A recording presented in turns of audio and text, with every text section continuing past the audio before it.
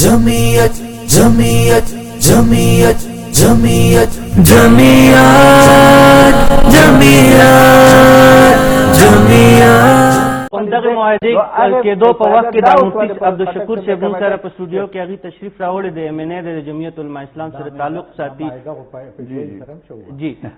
د هغې تشریف راوړی د هغې نه وځان پوه کړو اجمل خان وزیر صاحب مفتی صاحب زه تاسو ته پروګرام کې هرکلی وایم ډیره مننه الله دې خوشحاله مفتی صاحب تاسو به د اجمل وزیر صاحب خبرې اورېدلې دې نه مخکې زاهد خان صاحب مخې ته موږ دا سوال لیکو دی چې جمعیت علماء اسلام چې کوم احتجاجي تحریک د هغې په سربراهۍ کې دا وخت په ملک کې روان دی څه مو ترلاسه کړي دي لږ مو پوه کې دغه زما دا سوال تاسو اورېدلي اجمل وزیر صاحب نه ما دا تپوس وکړو چې پرویز الهي صاحب خو وایي چې مولانا صاحب څه ترلاسه کړي دي مولانا صاحب په لاس څه راغلي مولانا صاحب خو ټولو نه غټه مطالبه استعفا او د حکومت خاتمه او حکومت هم موجود دی وزیر اعظم صاحب اوس هم دا وخت په میوالي کې لګیا دی په حیثیت وزیر اعظم قوم ته خطاب کوي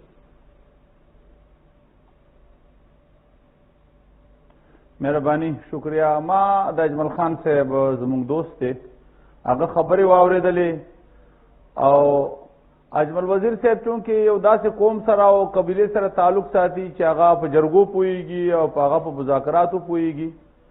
یقینا زه د اجمل خان صاحب دا شکریہ ادا کوم چې ده دا تسلیم کړه چې جمعیت علماء اسلام په دې احتجاج کې فایده او ګټه حاصله کړې ده دا غټه خبره ده موږ دپاره چې ده دومره تسلیم کړه خو زه دا وایم چې لکه څنګه پرویز الهي صاحب ویلي دي د پرویز الهي صاحب د وینا مطابق جمعیت علماء اسلام تش لاس واپس شوی نه دی ګټه په لاس راوړې ده نو موږ دغه وایو چې په منګول کې څه وړي د اسلام آباد نه په دغه خبره هغه مذاکراتي کمیټۍ زه یقین سره درته وایم چې موږ حقیقت کې استعفا وړې ده د چا استعفا وړې ده استعفا موږ وړې ده دمره ده چې په دې زه درته وایم که نه استعفا یا نن یا سبا خو موږ په خپل پلان کې کامیاب یو او دوی ته چونکې دا وزیر اعظمي خپله نه ده میلاو سوې چا ورکړې ده چې کومو قوتونو ورکړې ده هغه ورسنن موږ سره دي پرویز الهي صاحب ده او دارنګې چې د سره نور اتحادیان دي هغه به انشاءالله العزیز په دې خبره پوه شوي دي چې وزیر اعظم په خپله روان ده او د هغې هغو چې موږ ته دا یقیندهانۍ کوي چې څه په لاس مو وړي دي هسې خو نه وایي که نه مفتی صاحب زموږ په ټول کې ډېر ساده خلک دي پښتانه دي په دې خبرو باندې ډېر نه پوهېږي دا کم قوتونه چې تاسو یادوئ د چا استعفا په صفا الفاظو کې موږ پوهې کې عمران خان صاحب استعفا تاسو دا وایئ چې دا پرویز الهي صاحب چې د امانت کومه خبره کوي دا د عمران خان صاحب استعفا مولانا صاحب په جیب کې وړې ده دغه وایم جی چې پرویز الهي صاحب موږ سره کوم مجلس کوي د پرویز الهي صاحب په برکت خدای وزیر اعظم جوړ دی نو چې پرویز الهي صاحب وایي چې امانت یې وړی دی څه معنی ده دویمه خبره دا درته کوم چې عمران خان صاحب په خپله دا ویلي او عمران خان صاحب دا واده به د سره پټه ضرور کړې هم ځکه چې عمران خان صاحب په خپله ویلي و چې که 15,000 کسان څوک اسلام آباد ته راولي زه به استعفا ورکوم دا یې ویلي و که نه دا خو ویلو او دغه وعدې پاسداري به دی خامخا کوي که چېرته دی صادق امین وي او که صادق امین نه وي بیا خو نعال دی نو نعال سړی وزیر اعظم نشي کېدلی نو زه دا اوس یقین سره درته وایم چې زموږ په لاس کې امانت پروت دی او هغه امانت په د نوي کال په راتلو سره انشاءالله تاسو ته ښکاره شي او د الله په فضل سره د جمعیت علماء اسلام ورکرانو په خپل عزم سره دته شکست ورکړی دوی د وزیرانو خبرې نه دي هغه به تاسو اورېدلی دي د فواد چودري خبرې به م اورېدلي د عبدالرزاق داود صاحب خبرې به م اورېدلي چې نن د زاړه حکومتونه د مسلم لیگ تعریفونه کوي او د عمران خان صاحب خبرې به دې هم اورېدلي او د عدالت والې به دې هم اورېدلي او نن انارو ته هم د تیار شوی ده خو موږ انارو نه ورکوو ټیک شو زاهد خان صاحب مفتی صاحب خو وایي چې د هغه د خبرونه چې ما کوم اندازه واخېسته هغه وایي چې عمران خان صاحب استعفا ورکوي یا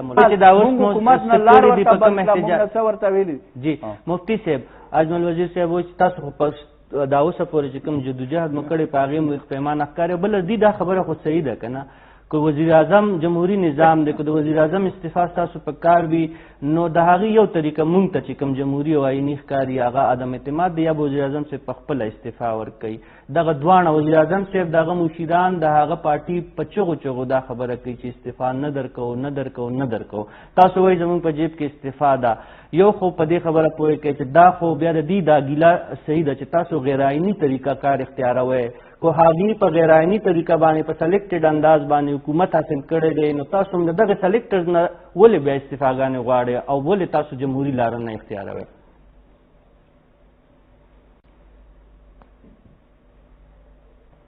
محترم موږ خو ځکه د استعفا دغسې غواړو چې دی الیکټډ نه ده، سلیکټډ ده، او د ملک ماشوم بچی په دې خبر ده چې دی د داندلي په نتیجه کې راغلی ده، او نن الحمدلله مفتی صاحب بخښنه غواړو دغه داندیزده اسمبلی رکن تاسو مې د دغه داندیزده رکن چې کوم دی د مولانا صاحب زوی هم دی. زه د خبره پوره کوم محترم، زه خبره پوره کوم. خبره دا کوم چې زمونږ اجمل وزیر صاحب وویل چې د به مونږ بانډ ځکه غوښتل نواز شریف نه دا خبره ده وکړله چې هلته چونکې له بار نه د خپل خپلوان دي هغه تر اوسه نه دي راغلي. آیا د زوی سزا د پاکستان په قانون کې پلار ته ورکولی شي؟ آیا دا افتیار ده؟ نو زه خو افسوس کوم چې په فاټه کې افتیار ختم کا او په پاکستان کې افتیار غواړي. دویم دا ده چې دوی نن کومه خبره کوي چې دی به استعفا نه کوي. ولې به نه کوي؟ ولې د 104 نه زیات یوټرن اخیستی دي، نن به یوټرن نه اخلي، د یوټرن خان دته ولې ویلی شي؟ نو خو موږ دغه وایي که نه چې بیا د هغه په یقین دهانۍ باندې تاسو ولې اسلام آباد دا مرچه پرېښو دی واپس تلي یې؟ اول خو هغه وایي چې ما یقین دهانۍ ورکړې موږ مورچه پرېښې هم د یوې مورچې نه بلې مورچې ته تللي یو. زه درته وایم جي، زه درته وایم چې موږ مورچه پرېښې نه ده، یوې مورچې نه بلې مورچې ته تللي. دا خو موږ لا اوس هغه جنګ جاري ده او دوی وایي چې لاندې روانې که دا خو ټیک ته موږ ځکه وایو چې دوی د امریت پیداوار دي، الیکټډ خلک نه دي چې عوامو ته لاندې راځو بیا دوی په دې خفه کېږي. واقعتا لکه وزیر صاحب وویلی چې دوی به یونین کونسل او ویلیج کونسل ته راځي، مونږ به فرد ته رادرومو، مونږ به هر د کاروبار او د دکان سره د بازار سره وابسته شهریانو ته رادرومو. نو پاکستانی عوام مونږ په لکونو چې راوستل، نو مونږ عوامو سره رابطه ده او مونږ د عوامو الیکټډ وزیر اعظم غواړو. مونږ عوامو ته دا وایو چې تا په ووټ ډاکا اچولې سوې ده. دوی په دې خفه کېږي چې دوی عوامو ته ولې ځي. نو ځکه چې لاندې سطحې څومره ځي ته لاندې څومره ځي خو عوامو ته به ځي. نو موږ عوامو ته اوس بیا روان یو او عوامو کې ناست یو او عوام به راپورته کوو او دا تحریک زموږ روان دی او انشاءالله مخپو دا اوس هم درته څه رکاوټ مخې ته نه دي راوستې، خو ستاسو خپل ډېر سمې ورته ډېر نشته زما په خیال. د افتیر وجې نه ته ګوره سبا نه ته ګوره چې آیا څنګه پوزیشن دی. زما د ټول پاکستان تمام اضلاع په سب کې مونږ باقاعده د یو برپور احتجاج دوباره اثر نو ابتدا کوو انشاءالله او بیا به هغه قوت ته ویني چې په څنګه طریقې باندې مونږ عوام دلته اکټیویټ کوو لکه څرنګه د اسلام آباد آزادي مارچ مونږ کامیاب کو د هرې ضلع د هیډ کوارټر په بنیاد باندې به یو لوی احتجاج ویني چې دا حکومت به اخیرا ځي او ځکه دا حکومت نظام رسیډیولې ورکولی، غربت شرخه کوم ځای ته ورسېدله، مهنګایي کوم ځای ته ورسېدله، دلته خو جي ډي بي شرخه چېرته لاړله، دلته دغه خودکشي څه شوه چې قرضې واخیستلې 11,000 اربه قرضې اخیستې دي. نو ملک یې تباه کړو، ملک نظام رسیډیولې ورکولی. نمایندګي دلته کوي مفتی عبدالشکور صاحب. مفتی صاحب ستاسو طرف ته راځم. اجمل خان وزیر صاحب وختي 2-3 پیرې د مسلم لیګ نون او د پیپلز پارټۍ ذکر وکړو، خو چونکې د هغې موجودګي دلته نشته نو موږ په هغې باندې نه غواړو چې په هغې باندې په تفصیل باندې خبرې وکړو. خو ستاسو طرف ته راځم. دا تاسو مونږ لږ پوهې کې مفتی صاحب د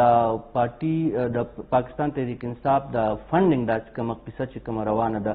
اوس خو نور سیاسي جماعتونه خو ټول هم دغه یو کیس ته سترګې دي او بعضې چې کوم اپوزیشن جماعتونه دي په دې تمه دي چې الیکشن کمیشن به پاکستان تحریک انصاف په دغه پارټي فنډینګ کیس کې چې کوم دی هغې کې به ناهیله کوي او د حکومت په ټول ختمیږي او دغې ته یو نظر دی یو سترګې تاسو مو پوه کې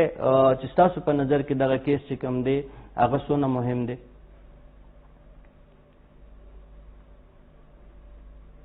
محترم ما خو د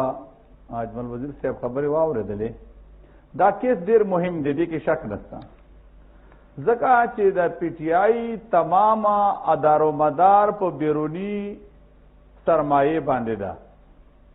زموږ چې ورته وایو چې د یهودیان خو نه ورته وایو خو د یهودیانو ایجنټ خلک ورته وایي نو هغه په دغه بنیاد باندې چې موږ ته اوسه پورې اطلاعات دادي اکبر صاحب چې کوم ده نو هغه اکبر اس بابر صاحب وایي چې په دې اکاونټونو کې اکثر پیسې د یهودیانو او د هندوستانیانو راغلي دي دا مې اورېدلي یا تاسو به اورېدلي او 12 درخواستونه تقریبا د پی ټی آی نه ای کورټ او کله الیکشن کمیشن ته په دغه بنیاد تللي دي چې دا کیس ته سماعت نه کیږي دوی همیشه لپاره د داسې خبرو نه ځان تیښته اختیاروي او دوی دیتا فیسنگ ته تیار نه دي دیتا نه مخامخ کیږي او حقیقت دا مفتی صاحب تاسو نه دا سوال ځکه وکړو چې تاسو کوم احتجاجي تحریک ته د هغې په نتیجه کې موږ ته د حکومت تګ موږ ته نه ښکاري اوس دا وخت ځکه مې ستاسو نه ځان پویول غوښتل په دې خبره باندې چې صرف دغه یو کیس دی کو دغې نه پاکستان تحریک انصاف څنګه چې اجمل خان وزیر صاحب وایي موږ فیس کوو نو کو دغې نه موږ ورته نو بیا خو 15 دا کم څلور کاله کم څلور کاله چې کم پاتې بیا خو بیا حکومت همدغه شان جاري وي ما خبره ختمه نه ده زه دا وایم زه دا خبره دا کوم چې دوی د دې کیخ نه تښتي ځکه دلیل یې دا ده چې 12 نه زیات درخواستونه دوی ورکړي دي عدالت ته او دوی وایي چې موږ دا کیس وروسته کړلی شي ډیلې دې کړلی شي دغه خبرې کوي نو دوی مخامخ کېږي نه دیتا حالانکې په کار دا وه چې دوی د خپل اکاونټونه ورته ښودلي وی دا خو د سټیټ بینک مهرباني ده چې هغه وویل چې دا خو د دوی کې دغه اکاونټونه دي او دوی ښکاره کړي نه دي 18 دي یا 23 دي دا خبرې روانې دي نو موږ دا وایو چې دا کومه غلا یې کړې ده دا د کوم ته ښکاره کي چې د کومه پارټۍ بنیاد په غلا باندې د ملک او د حکومت واکداران څنګه جوړېدی شي نو بل طرف ته د کرپشن خو موږ اوس دوی ولیدل چې هر څه خرڅوي ما خو نن ادارو کې دا خبرې ولیدلې او دا بی آر ټي منصوبه مې ولیدله او 1 ارب 70 کروڑ بوټي مې ولیدله او د هغې کرپشن مې په سترګو ولیدلی نو دا حکومت خو د کرپشن انتها ته رسېدلی د علیمه خان 70 ارب روپۍ په سلای مشینانو جوړې کړي دي نو دا خبرې دوی ټولې پټوي نو موږ اوس واړو چې دا غلاګانې هم ښکاره کړو او انشاءالله ازادي مارچ په خپل محنت او ثمرې دپاره هم جاري وي خدا دې نه علاوه چې کوم دا یو بل مهم دا چې هغه د عین لار هم دا د قانون لار د لازمو حق دی لکه څرنګې احتجاج مې حق دی دارنګې الیکشن کمیشن مخې ته مظاهره